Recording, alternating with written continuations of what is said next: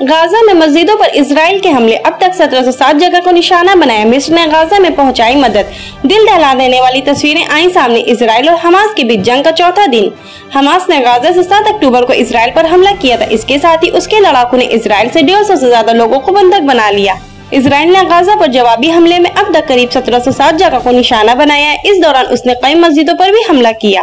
Israel ने अपनी सेना को सोमवार को पूरे गाजा पट्टी पर कब्जा करने का आदेश दे दिया है। न्यूयॉर्क टाइम्स के मुताबिक इजराइल ने गाजा में मस्जिदों पर भी हमले किए हैं। इनमें से 4 मस्जिद छठी रिफ्यूजी कैंप में थी, जो पहले से गाजा पट्टी की सबसे घनी आबादी वाले क्षेत्रों में से एक है। इजरायली सेना ने कहा कि हमास के गाजा में रिहायशी इलाकों में ठिकाने हैं।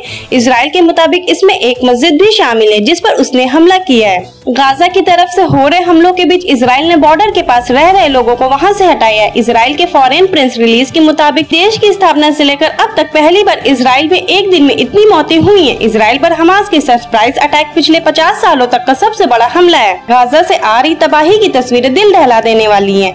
मस्जिदों पर हुए हमलों की तस्वीरें देखिए कि मस्जिद हमले से पहले कैसी थी और हमले के बाद कैसी दिखाई दे रही।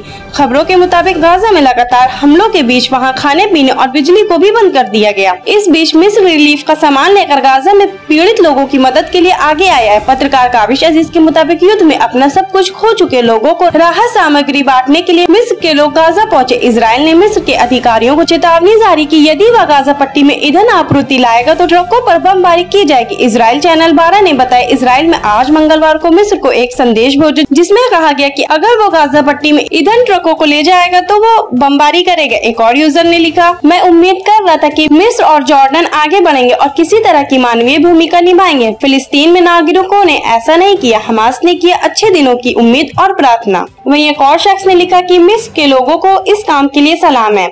इजराइल और हमास के बीच जंग में पीड़ितों की मदद के लिए मिस्र के इस फैसले को आप कैसे देखते हैं? कमेंट में अपनी राय जरूर दें। हमारे चैनल को सब्सक्राइब करें, बेल आइकन बटन प्रेस करें ताकि इससे जुड़ी तमाम वायरल खबरों को हम आप तक पहुंचाते रहें।